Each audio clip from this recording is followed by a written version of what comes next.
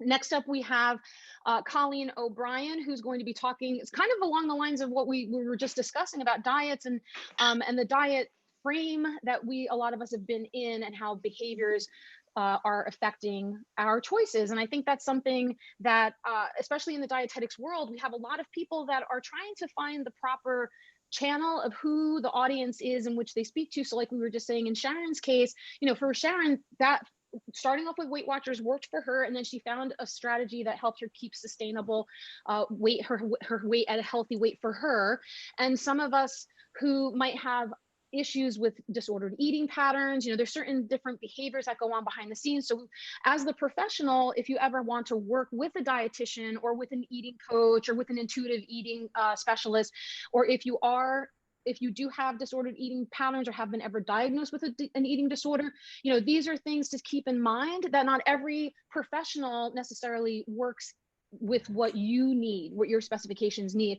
So give me 1 second here to welcome Colleen in. Colleen, I'm here. You're here, but you're under guest. It comes up as guest. Oh, I did the link that you told me to go on. Yeah, that's okay. I'm going to rename you. Hold on 1 second. All right. Yeah, for some reason your name is coming up as guest. So I'm going to put your name on here, and I'm going to give you co-host capabilities, because we're actually at we have a couple of minutes before your official start time. So if you want to like launch anything or test things out, and then we'll go in. What I wanted to just share before you started was I'm doing these little polls every so often, because we do have different people coming and going as the day progresses. So as of our last poll, most of our attendees are within 21 to 60 years old. So quite a wide variety of people showing up today. And then we also have, the majority of us are actually working in the health and wellness industry. No. You see that or no? Yeah. Okay. And then, then we have, let's see, somewhat. Oh, in the past 3 months, how focused, organized, or productive have you been? Most of us have been somewhat. So we can all use a little bit of improvement and tweaking. If you currently work for yourself or someone else, where is your job located? So the majority of us are currently at home or virtual. And then a lot of us are trying to keep a regular routine or form of self-care to manage our stress or our chronic conditions. So that's very good to know that we're all in it. We're not perfect. We don't have to be perfect. Everybody, I hope we shared stories, and you've heard some of us saying that, you're allowed to have flexibility. You're allowed to go slow if you need to. You're allowed to take breaks. You're allowed to give up on things if they're no longer serving you. So I'm very excited and can't wait to hear what Colleen has to share with us. And so Colleen, on that note, I'm going to stop the recording and you're good to go whenever you want, Colleen. Thank you. Right. And I'll keep an eye on the time too, just, in case Please do, like at 20, I've got it kind of timed, but 20 minutes after, give me like a thumbs up, because I want to have a few questions at the end if possible. So welcome everyone. My name is Colleen O'Brien. I'm a registered dietitian, certified personal trainer, yoga instructor, I've done it all. I love fitness. I've been on my journey to health and wellness for the last, I'd say 30 years. I want to thank Dina for inviting me to speak. This is a great thing that she's put together. What a gift of health and wellness she's giving everyone. So Dina, thank you so much. So today my topic is going to be, I'm going to talk about dieting, and my catchphrase is diets don't work, but behavior change does. And most of you are thinking right now, well, I don't know if that's true. I've been on a diet, I've lost weight. And yes, I've been on diets and lost weight. We all have. 80% of people who go on a diet gain that weight back. And these are statistics. All the things I'm talking about is research-based. And if you, after this is done, you can always email me and I can give you the places that I get my statistics from, but I'm going to share my screen with you because I put a little PowerPoint together that makes it really easy. I'll flow through it. We'll keep on track. And then if you have questions at the end, you can ask them. So hold on. I've got to get a big screen here. All right, great. Let's move it back. Health. Health is multidimensional. When we talk about health, we're talking about physical health, which includes what we eat, how we move, exercise, our emotional patterns, our environmental. It's multidimensional. It's physical, emotional, environmental, social, mental, spiritual. And as these dimensions interact, they produce a unique health and wellness profile. It's very individual to each of us. This comes from the World Health Organization. This is really, if you think about dieting, how could one diet work for all of us when we are such individuals and everything is so different for all of us? And I'm talking from DNA to how you live, who you live with, how much money you make. So think about that as we have our little talk today. Nutrition. So food provides us energy. Wait 1 second, I'm going to move this up and around so I can. Food provides the energy and nutrients you need to be healthy. Nutrients include protein, carbohydrate, and fat. Those are the 3 macronutrients. Minerals, vitamins, fiber, and water. Those are our micronutrients. We need to get a plethora of all of these to have a healthy profile, a nutritional profile. The key to a healthy diet is to eat a variety of foods, including vegetables, fruits, nuts, and whole grains. Hold on, I can't move forward for some reason. There we go. A healthy nutrition program should include nutrition that's going to protect us against malnutrition. You can be obese and be malnourished. When people go to bariatric centers and they want they're going to get bariatric surgery, they do blood profiles. And I worked with Mount Sinai bariatric program doing post and pre-group nutrition education. Many of those people are malnourished. They have very low, let's say it could be a vitamin D levels or very low, vitamin C, things like that, that you get in the profile because they're not eating the correct foods. They're obese. They have obesity, I should say, which is a disease state at this point. It's considered a disease state, but they're not getting what they need for the body to function well. It protects against, like I said, disease states, fuels the body for energy. It facilitates cellular repair. It maintains basic body functions. And most important and very important is maintains cognitive function. I heard someone earlier talk about carbohydrates being on a low carbohydrate diet. You definitely need carbohydrates in your diet. Your brain works on glucose. Carbohydrates provide glucose. There is one diet that you can use a different mechanism to get glucose, which is called the keto diet, and I'll talk about that later. All right, well, Americans, 117 million Americans, which is just under half, have one or more preventable diseases related to poor diet and lack of exercise. And this I saw firsthand working in a long-term and rehab care facility as a clinical dietitian. And let me tell you, once you're there, once you're in that disease state, it's very hard to come back. It's kind of like a cucumber. You're a cucumber, you turn into a pickle, you are never really going to go back to being a cucumber again. So my push is preventative medicine, as I would call it, eating healthy, exercise, stress reduction, yoga, meditation. It's preventative. The next statistic, which is a statistic that is current, 2019, 42.4% of adults are overweight or have obesity in the United States. I'm talking America right now. I don't know if any of you are visiting from overseas, but it is a global epidemic at this point, obesity and having obesity and being overweight. 2008 was the last I could find about the medical costs, $147 billion. Obesity, that's the estimate in medical costs that it costs people in America. The US weight loss market is worth $72 billion. That's 2019. Now that's a lot of money. If one diet worked, that industry would not be pulling in that kind of money. There are multiple diets that come out every year. There are supplements, there are food plans. I mean, people are making billions of dollars off of this. The National Institute of Health, which is our research body, but through our government, that does research on all kinds of diseases, all types of things. This is their statement about weight loss and dieting. Substantial weight loss is possible across a range of treatment modalities, meaning you can lose weight through dieting, but long-term sustenance of weight loss is much more challenging, and weight regain is typical. In a meta-analysis of 29 long-term weight loss studies, more than half of the weight loss was regained within 2 years. And by 5 years, more than 80% of the weight loss was regained. And over a 10-year period, that 80% stayed, that they could not sustain weight loss. There are 20% of the population that can. If you fit in that little mode, I'm, good for you. That's great. But we got to get the rest of the 80% along with us. So diets, let's talk a little bit about the diets that are out there right now. We have the Mediterranean diet, the keto diet, the intermittent fasting, DASH diet, Weight Watchers, paleo diet. Not all of these diets are the same. Not all of these diets are equal to each other.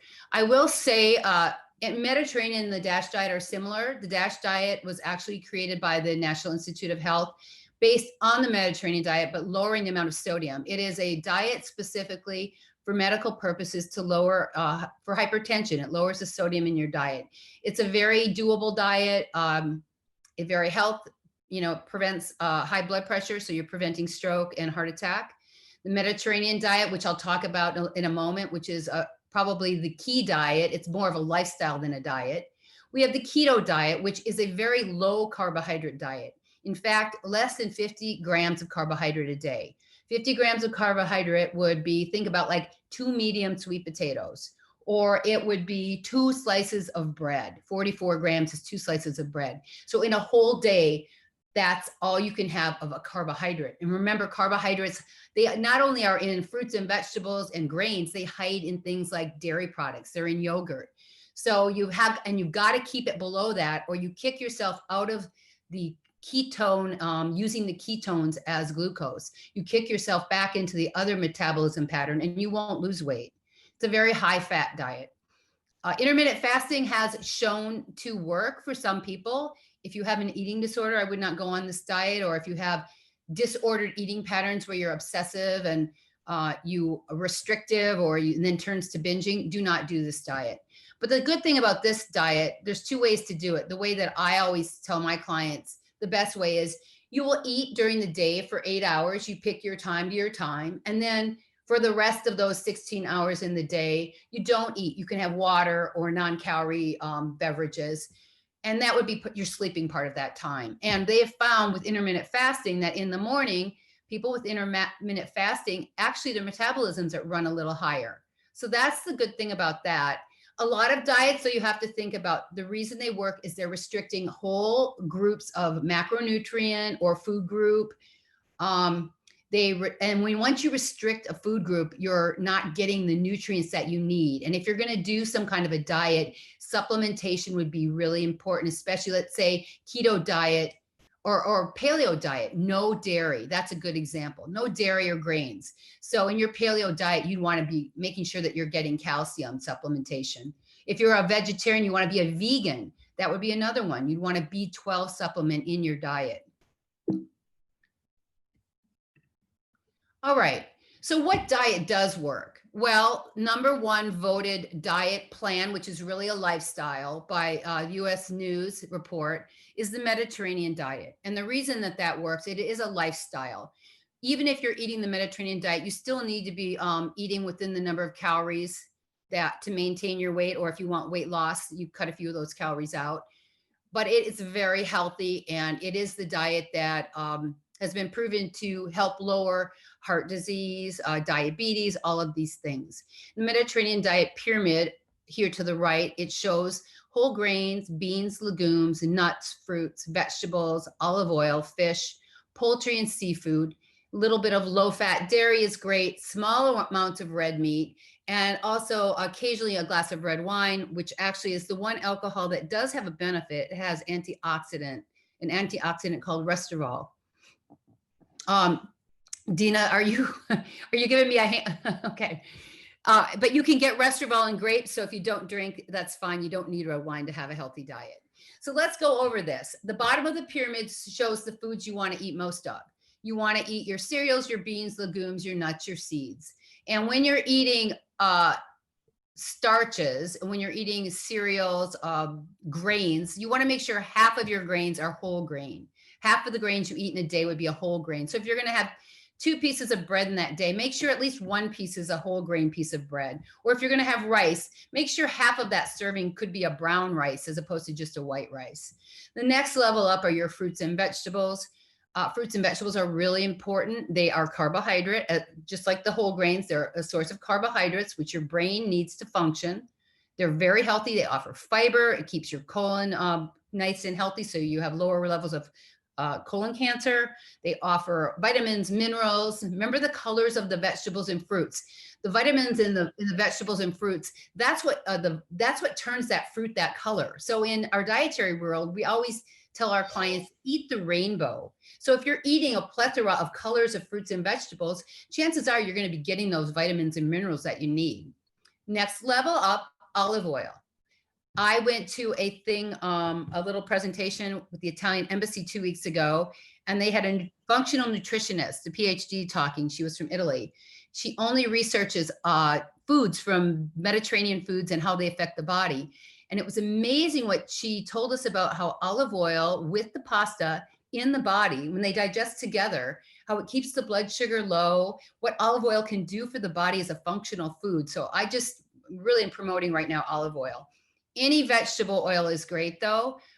Oils at room temperature, they're liquid. That's what you want to really think about. Oils at room temperature that are solid are usually animal products. You want less of those in your diet. Next one up, fish and seafood, very good for you. Think about having less of the big fish like the tuna and the swordfish. Big fish are around longer. They eat more mercury, small fish, so they get more mercury buildup in the body. You can have them, but think about more often having the things like the sardines, the anchovies, herring, the little white fish. Those are very good choices. And fish are great because they have omega-3 fatty acids. And that is heart health. Those are heart healthy fatty acids and they're good for the brain. So that's a good thing about fish. Then we go up to our dairy and poultry. Again, try low fat dairy. Dairy has saturated fat. Animal products have saturated fat. Saturated fat has been linked to heart disease, atherosclerosis, heart attack, and stroke. So you want to make sure you're only getting in your diet, 10% of your daily diet should be from saturated fats. If you eat a piece of meat, you're going to be getting saturated fat. So if you can get low fat in your dairy, great, try that. Next up, as you see a little less, top of the pyramid, monthly small amounts, is your red meat, your sweets. I would put your alcohol there or your red wine. So that is the Mediterranean style of diet. Now, even if you eat this style of diet, you want to make sure not to overeat. Overeat will cause weight. Overeating calories causes weight gain. We go on to our next. So I say diets don't work, but behavior change does. And that's what the statistics and research shows. And what does that mean? That means a diet does work. You will lose weight until you can't sustain that diet anymore. Diets are not sustainable. And that is what the research shows for most people. Very hard to stay on a diet. Let's take the keto diet. If you stay on the keto diet, let's say you go off it one day and you eat over those 50 grams of carbohydrate that you need to stay under to stay on it. It kicks you back into the glucose metabolism pattern. And then it takes 3 or 4 days to get back into using the ketones again, which are the stored fat that breaks down to ketones, it turns into glucose. So if you're going to do a diet like that, if you can stick to a diet and you're good and you can hold on to that, fabulous. If you're a person that might want to have a big muffin one day and go off it, then that may not be a diet for you. But what's really important is what's behind the diet, changing the behavior that got you there in the first place, got you to the place where you needed that diet. So let's look here to the left, the stages of change model, or the theoretical model, which is used in all types of therapy. This uses pain, but in the place of pain, we're going to put food or diet or weight. We're going to go over here and we're going to talk. And I challenge each of you to go online, get one of these, put it up, and change things that you want to change in your life. Stick in these little areas and try to go around this circle and try to get to maintenance. So pre-contemplation, you feel like you are powerless. You've gained a ton of weight. I'm going to use weight and diet. You don't know what to do and you just feel hopeless about it. Then you go to stage 2, contemplation. You start to wonder, maybe I can do something. There's all kinds of diets out there. My friend lost 30 pounds. Maybe I can. You start to think, how can I do this? Then you go to preparation, where maybe preparation would be, you're coming on this today to listen to me, talk to you about things that I've learned through my own experience and my schooling and from other people. Preparation, you're preparing to go on this journey. Life is a journey, remember. Dieting and all of this is a journey to health and wellness. So here we are. We're going to prepare to go on this journey together. Then you go into action. Well, and your preparation stage, you look for what might work for you. If you want to try a diet, like a Weight Watchers, you want to do that, great. You think, I'm going to try that. You go into action. This is where goals and behavior change come into play. You're doing this diet and you realize it's not going to work for me because at night I want to eat. I'm a late night eater. When I sit and watch TV with my family, I have to eat. I can't stop. That's where the action comes into play. You are prepared. You have your Weight Watchers plan that you want to be on. What's the action you're going to take late at night that's going to help you not to go into eating the food late at night? And it's going to be different for every one of us. Again, it's an individual journey. We're very different, each one of us. So for me, what I might do is say, I'm going to get up and take a walk when I feel like eating. I'm just going to walk around the house, go up and down the stairs. I'm going to make a call to my Weight Watchers buddy.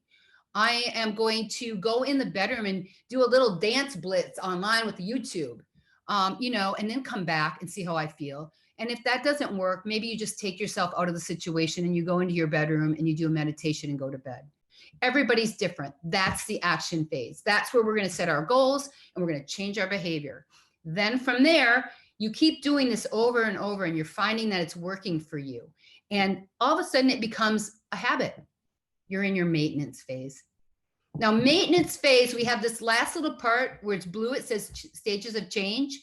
In most models, it will say relapse because a lot of times we're not perfect. We're human beings and we do want that cookie, or we decide, screw this. I'm going to sit down and eat with my family. I deserve this. And the next day you're like, oh, I feel awful. You can start it all over and get back into maintenance. It's not hopeless. It's a circle, like a circle of life. So that's the stages of change. Now we're going to talk about goal setting, focusing on changing those behaviors. All right, goal setting. Some goals are better than others. What we want to do is use SMART goals. SMART stands for specific, measurable, attainable, relevant, and time-bound. Now I'm giving you tools. These are tools. And these tools are all online and they help with behavior change. Specific goal. I want to set a goal that I'm going to eat more fruits and vegetables because I really don't eat very many. So, and that's not true. I love them, but I'm going to make it simple. So it's a specific goal. My specific goal is I'm going to eat fruits and vegetables, and then I want it to be measurable. I'm going to eat them 3 times this week. I'm going to eat a cup of them 3 times this week, 1 cup 3 times. And when am I going to eat them? I'm going to eat them at dinner. So I know when I'm going to eat them, how much of it I'm going to eat, what time I'm going to eat it. And then I may even want to be more specific. I'm going to eat broccoli because I really don't like fruits and vegetables. And I know that I can eat broccoli. I'm going to make it broccoli. And is that an attainable goal for me? Well, if I had said 7, I may not do it. But 3, I think I can reach. You want goals that you feel like you can reach so that you feel successful. And then, of course, you can always build on it the next week. So here we go, relevant. So is it relevant if I eat broccoli 3 times a week to getting my main goal, which is to eat more fruits and vegetables so that I'm healthier and I get more micronutrients?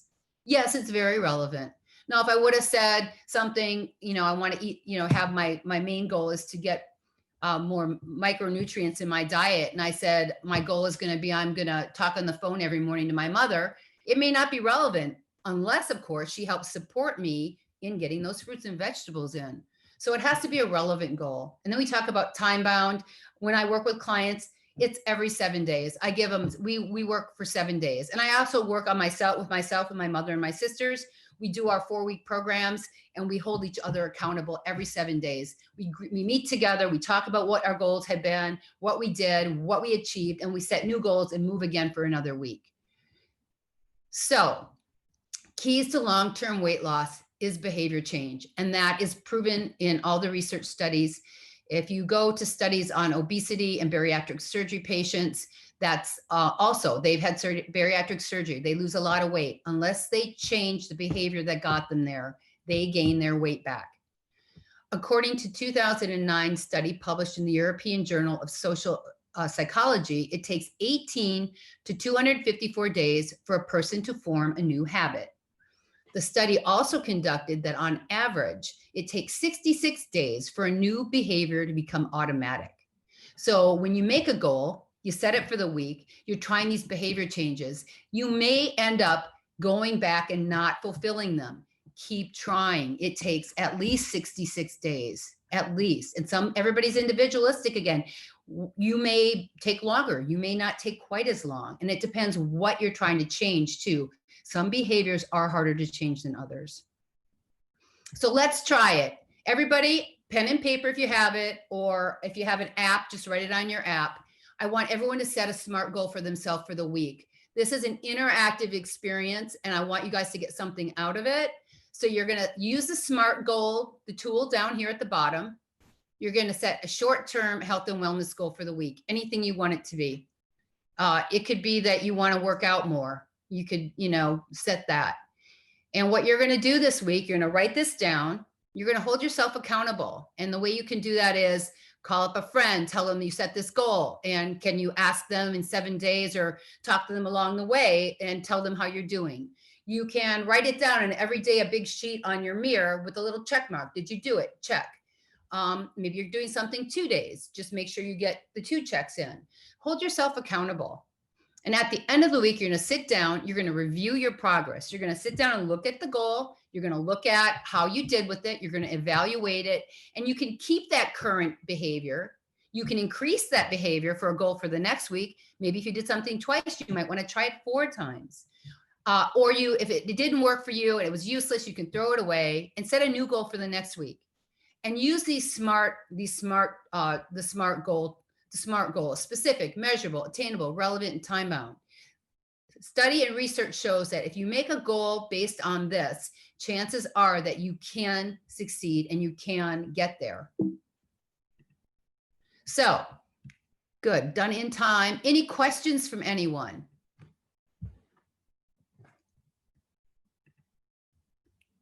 Thank you, Colleen. Oh, I'm not interrupting questions. I just wanted to jump in because I know you and I have had this conversation before when we were talking about this event, that the definition of malnutrition can span opposite ends. Like people could be malnourished and look very thin, and we sometimes will recognize that as like, oh, that's healthy, but it's not really. They could also be malnourished. So it's a matter of like the health discussion too. So if you are restricting your behaviors, if you're restricting your foods to get to an unachievable image, that can also be quite harmful for you as well. I liked what you said about, being patient with yourself and being gentle with yourself and making those changes. Yeah, it's a journey. It's a journey we're on, and it's not going to be perfect. And don't beat yourself up. You've got this circle. You can always come back to it.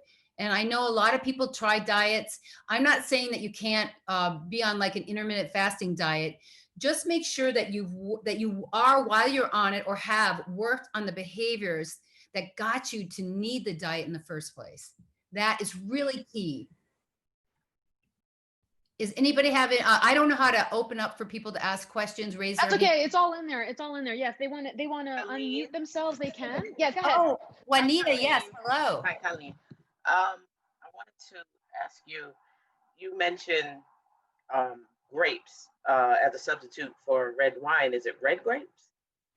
That I don't know. I'll find out for you. Also, I have everybody who joined today, I'm going to do a little workout, a free workout class to be time to be announced. And Okay. Dina can give you my email. I know it's red grapes. Restorval is the antioxidant, and you can also get it in a health food store, but I'll find that out for you. And I should know that. So thank you for bringing that up. Okay, thank you. All right. Thanks. You can also get antioxidants, everyone, through all kinds of fruits and vegetables. So again, if you eat the rainbow and the things that are red, they will have similar antioxidants in them. Hi, I have a question. Yes. Well, actually, I have 2 questions. I put one in the chat. I wanted to know, what do you think about the plate method? And number 2, what about foods that help with inflammation? Like right now I take fish oil supplements, but I have a lot of inflammation. There's other foods I can eat to help with that also? Okay, so 2 things. The plate method is fabulous. The plate method, I only got like 20 minutes on here, so I could go on for days. Trust me. I had to really edit my PowerPoint out. Plate method had been on there. The plate method is great. And if you use smaller plates, if you want to get less food, even better, because then you're restricting the caloric intake you're getting. Half that plate, green, leafy, colorful vegetables, a little quarter up here. They say grains, but I have put starches in there. It could be a potato, it could be rice. Down here, that little quarter, your lean protein. And then some of the plates have a dairy over here. Again, try a little low-fat dairy. Plate method is fabulous, especially if people can't get into the calorie counting and all that. It's too much. It's visual. It's great. I love it. I think the way the government did that was, brilliant. So inflammation, things that feed inflammation are sugar feeds inflammation. The sugar doesn't cause inflammation, but they don't have that correlation, but it does feed inflammation in the body. So any products that will cause, that are really high sugar products, cakes, cookies, candies, soda's a big one. Those type things, if you get those out of your diet, it will actually not feed the inflammation so much. And I do believe that if you're eating fruits and vegetables and all these antioxidants, they also help to bring inflammation down. What was the thing you said about inflammation? The one food omega. Yes. So I talked about fish. You take fish oil pills, the omega-3 fatty acids. Very good. Very good. Again, helps the inflammation come down in the body. Very heart healthy, very brain healthy. Did that answer your question? Yes. Thank you so much. Yeah. Thank you. Colleen, can I just confirm the email that you have? Is it the 1962 one? Is that the one that you want? Yes. Okay, I'm going to put it through the chat box so everybody can email Colleen directly, and then you can share with them the details, whatever it is that you are providing. Okay. Yeah, appreciate that. I wanted to talk too. I wanted to share the inflammation discussion because that's such a term that a lot of us hear a lot of times, and what that does is, it depends on the person. So, can I be inflamed? I can maybe feel it. I can feel my joints being a little achy if I had very high salt, high fat, high added sugars for a long period of time. It's not like a one and done type of deal. So if I feel like having soda one day is not going to necessarily inflame me. However, if you already have some pre-existing conditions, things that are high in or highly processed foods, they can exacerbate things like lupus and other autoimmune diseases too. So again, working with professionals who understand your particular condition and also how different nutrients react in the body. And also if you're on medicine, like if you have pharmaceuticals that you're taking that could also interact and cause some disruption there too, can be very helpful. Even if it's just kind of, get one quick consultation with somebody and get yourself squared away so that if there's anything that you hear about and you're not sure what that is, then somebody can kind of walk you through and educate you through in that way to support your health. Thank you, Colleen. I appreciate that. Yeah, thanks for adding on. That's true. Everybody, again, is very individualistic. Each person, it's going to be a little different. Right. Well, is there anything else you wanted to add, or anyone else have any questions? Because we have Rosie that's coming up next. No, I don't have anything. I want to thank everyone for being here. Again, Dina, great. I love this. And I didn't get to go to the first ones, but I'll be on and off the rest of the day between clients. Okay,